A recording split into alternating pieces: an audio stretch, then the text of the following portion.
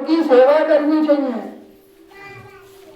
हमारी माताएं थोड़े थोड़े काम के पीछे घर में लड़ती हैं, कितनी बड़ी गलती है। अरे घर की सेवा तो भगवान की सेवा है, क्योंकि वो घर ही अपना है, घर तो भगवान को है और भगवान अनेकों रूपों में विचरना है। सबके अंदर भगवान ही तो विराजमान है, तो सबकी सेवा खूब मन लगा के करनी चाहिए। मानव मात्र की सेवा जो है वो भगवान की ही सेवा है। हम रुपया पैसा को तो धन मानते हैं, जैसे माताएं हैं घर में या पुरुष हैं, वो सोचते हैं कि बड़े बूढ़े रुपया पैसा हमें दे दो तो हम धनवान हो जाएंगे, सुखी हो जाएंगे। लेकिन असली धन लेने को मना करते। अरे रुपया पैसा वो ना देंगे तो तुम कमाओ लोगे, या वो दे के आपको चले जाए, आपको बालक कल बीमार हो गए तो वो धन चलो जाओगे, तुम्हारे पास ना रहना तब। फिर हाँ, अगर तुमने माँ बाप की, बड़े बूढ़े की, सास ससुर की अगर सेवा करी है तो वो धन कहीं ना जा सका। दो प्रकार की संपत्ति होती है, एक होती है आत्मिक संपत्ति और एक होती है भौतिक संपत्ति। आत्मिक संपत्ति है कि हम दूसरों की सेवा करें तो वो संपत्ति मिलेगी हमें, आत्मिक संपत्ति। स्थल संपत्ति वो यहाँ खर्च ना करी जा सकत, वह चोर चुरा ना सकत, शरीक बाबू बांट ना सकत और घूमवा में ना लग सकत, बारिश है तो गीलो ना हो सकत।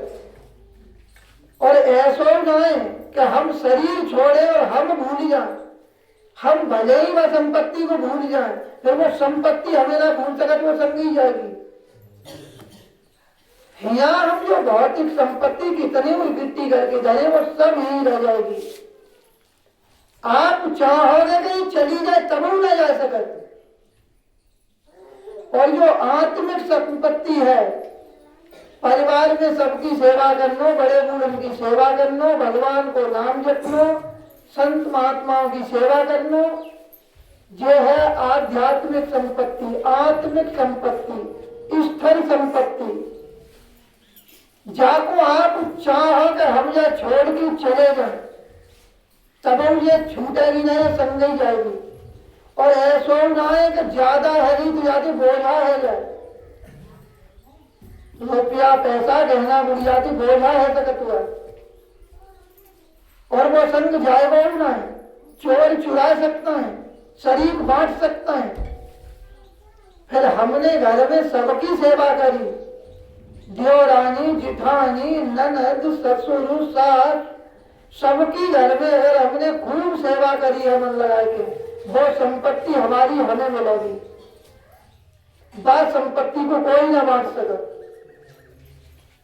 तो माताओं को जब आपको ध्यान देना चाहिए कि सबकी खूब सेवा करनी चाहिए, दौड़ दौड़ के खूब। जितनी जो सबकी सेवा ज्यादा करेगा उतना बाबू पुण्य मिलेगा, भगवान की कृपा होगी। और ये हम सोचते हैं कि इतना काम हम ज्यादा ना करेंगे, वो ज्यादा करेंगे, ये है अज्ञान।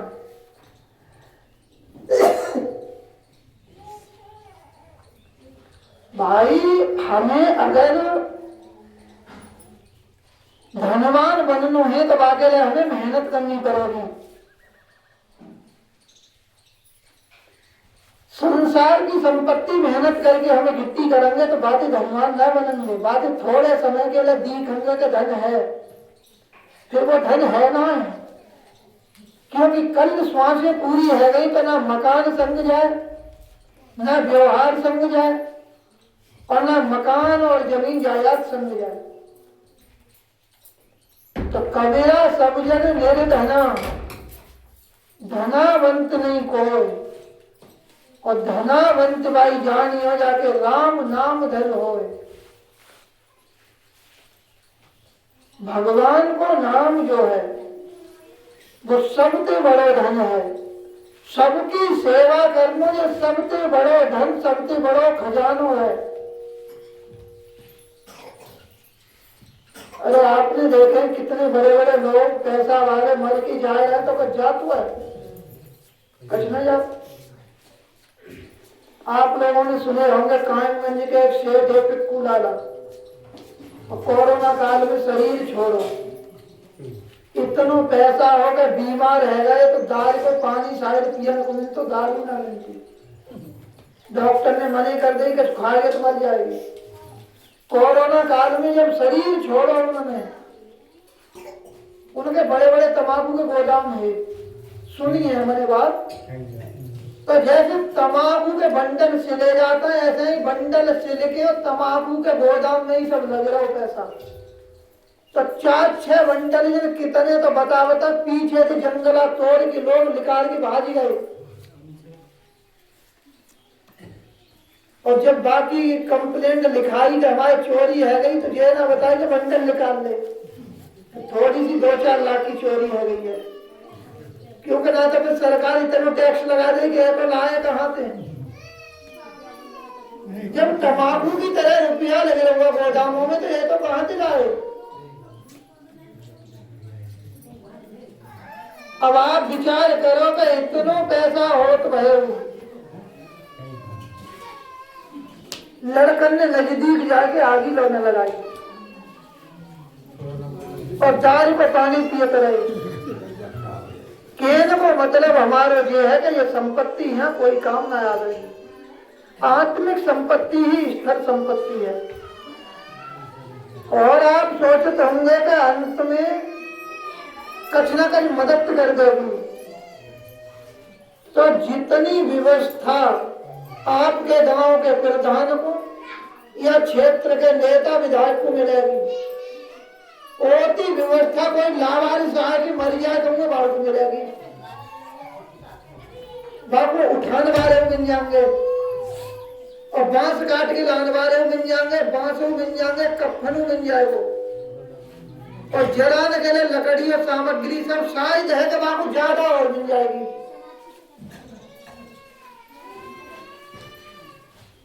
क्योंकि बड़े आदमी की तो खरीद के आ गई तो सीमित ही आ गई।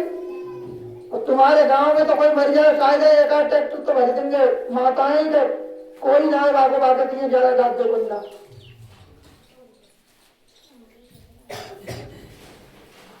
तो जो हमारे काम आवे वो बागे ले तो हम सोचते ना है।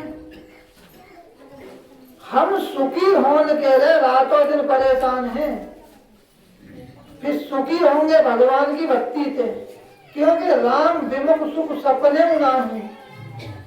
अच्छा आप ये बतावें कि सुखी होने के लिए आप लोग बेईमानी करता है, चोरी करता है, दूसरे को सतावत है, सब काम करता है लेकिन सुखी ना हो। अच्छा बीमार होने के लिए कोई व्यक्ति परिश्रम करता है काउंट ना करो होगा कि हम बीमार हो या हमारे घर में कोई बीमार हो। अच्छा बीमारी फिर चली आवे बिना बुलाए भाई आपने बीमार होने के लिए कोई परिश्रम ना करो, फिर बीमारी चली आई। ऐसे ही आपकी किस्मत में सुख बदो है, आपने दूसरों की सेवा करी है, आपके खाते में पुण्य पुरुषार्थ जमा है तो बिना बुलाए वो खुद ही आ जाए। वो आपकी चेष्टा करने तो ना आवे, चेष्टा करनी है हमें अच्छे कामों के लिए। सबकी सेवा करें, सबकी मदद करें, भगवान को नाम जपें, भूखे को भोजन दें। तो जब ये काम हम करेंगे तो हमारे खाते में पुण्य पुरुषार्थ बढ़ेगा और सुख खुद ही मिल जाएगा हमें। क्योंकि प्रारब्ध पहले रचा पाछे रचा शरीर, तुलसी चिंता क्यों करे भजले श्री रघुवीर। प्रारब्ध तो रच चुका है। अब आप कहेंगे कि सब कुछ प्रारब्ध में ही लिखा तो हम मेहनत क्यों करें।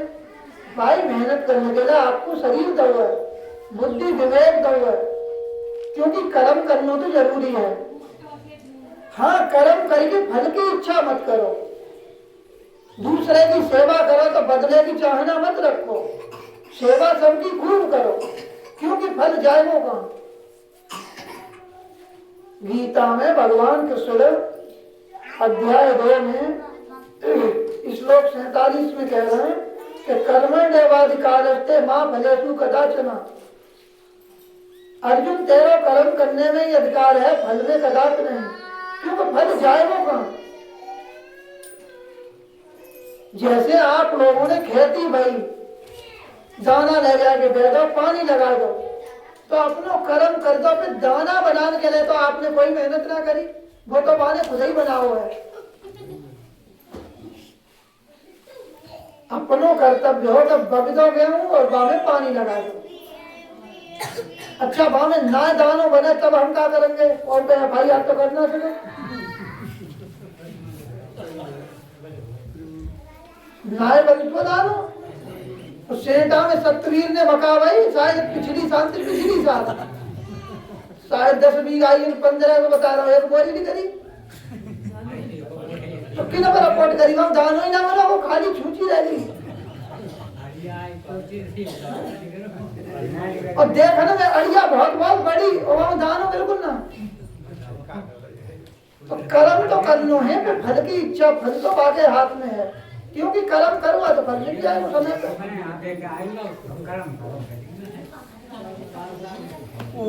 तो हमें भगवान में लग जाना चाहिए, नाम को जप करना चाहिए, क्योंकि समय बहुत अनमोल है। वक्त के रेत रेत हमें भलो काम कर लेना चाहिए। वो कहिया कि जो देगा राहे हक में वो निवाला काम आएगा। न ताला काम आएगा, न चाबी काम आएगी। अंधेरे में तो नेकी का उजाला काम आएगा। जो देगा राहे हक में वो निवाला काम आएगा। काउ भूखे को भोजन करो कराओ है, जरूरतमंद की सेवा करी है आपने, तो वो कर्म आपके काम आवे। वो यहाँ कितनों गिट्टो करके धर जाओ, कल हम यहाँ से चले जाएं, शरीर छूट जाए तो तन को कपड़ा तो कपड़ा या शरीर ही रह जाए। वो एक दृष्टांत है। एक